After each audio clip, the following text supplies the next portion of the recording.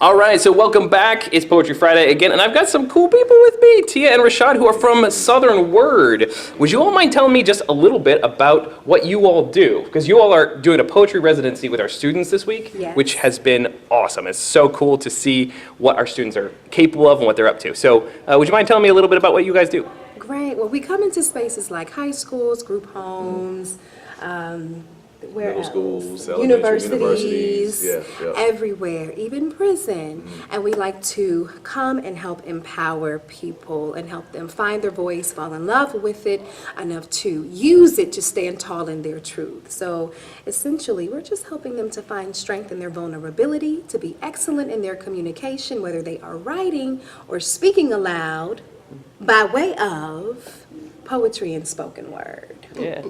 Absolutely. So one of the coolest things I've seen with this residency, and you all have been doing this with us for a few years, some of these students who, they have shells, they have these walls that they put up and they go through class maybe with a smile, but then they come in here and suddenly that cracks and that opens up and they're able to share things with us and with each other that none of us knew about them. Right. And they're able to show us parts of themselves, and from then on, the rest of the year, it changes things. It changes Yes. things. So how have you seen that experience and that power in students as you go? I think that it's like one of those things where, like you said, a lot of times teachers are like, I can't get through to this student. I don't know why they're acting like this or what it is, and it's just whatever. Just the tools that we bring in. It's not that we're doing anything magical. We're just kind of allowing them to have this this process that they don't necessarily normally have in school. And I think a lot of times it catches them off guard, and so because they're not prepared, they're not prepared to put this wall up. Like with anything else, they're like, oh, we're going to do this week. I'm prepared. I'm not coming to school, or I'm not going to do it. So we kind of start off with something really like easy and fun, Lighthearted. and they're just like, oh, this is going to be great. And then the very next moment is like, and boom, right? And the beauty of it is that even in that moment, they still have the opportunity to choose. And it's just that because a lot of times those things are pressing in our subconscious, and so when it's brought to your conscious mind, and especially in that type of way where it's just like it's like this rush of like, and now here's an opportunity to talk about this.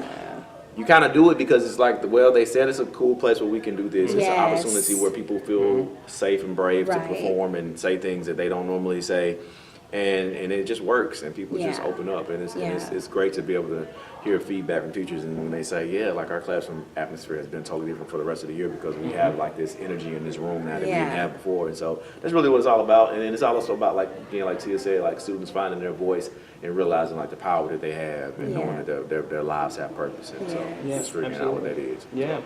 I think that a lot of these kids don't realize maybe they've lost something along the way and lost the realization of the power that poetry has. Right. And I think that some of us who've had more experiences with the power of poetry, we've come to rediscover maybe, or maybe we never lost it, the idea that poetry really does so much for us and can be very powerful. Who are some of both of you are poets, and I've heard some of your stuff and it's awesome.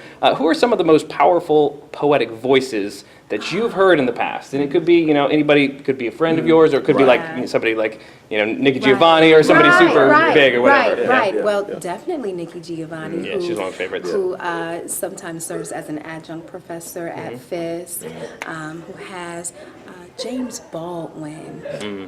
And when I think about different artists, poets, writers that I love, I find that they are people who are not just poets, but wherever there is unrest, there is art, and there is activism. And I believe art and activism go hand in hand. And so you're able to express things in so many different ways. And James Baldwin being a poet, being an essayist, being a playwright, that the same with Langston Hughes, growing up on him, Sonia Sanchez, Mother Maya, of course, Gwendolyn Brooks, Zora Neale Hurston, Claude McKay, Amir Baraka, and then for me, it's anybody. It's a student in the room that I've just met. It's my brother that I've had the pleasure to perform with from the beginnings. We know what that is. The old Kijijis in Nashville, Tennessee. It's the old heads in the game that are in the city. I get it from Just life. It's live from everywhere. Yeah. I feel bad sometimes naming certain people Sure. because there's so many names Right. Yep. that I forget. Right. And I Sure. can't say Right. everybody. Yeah, Exactly. absolutely. Yep. Yeah, yeah. Well, thank you so much. It's really been awesome to have you all with us, and Yeah, thank you for yeah, all that yeah. you've done. No Do you problem. mind saying maybe one or two of your favorite lines? We don't have time for a whole poem, but maybe a line or two that you love. If we must die, let it not be as hogs, hunted in an inglorious plot, while round us barks the dogs. If we must die, let us nobly die. Claude McKay.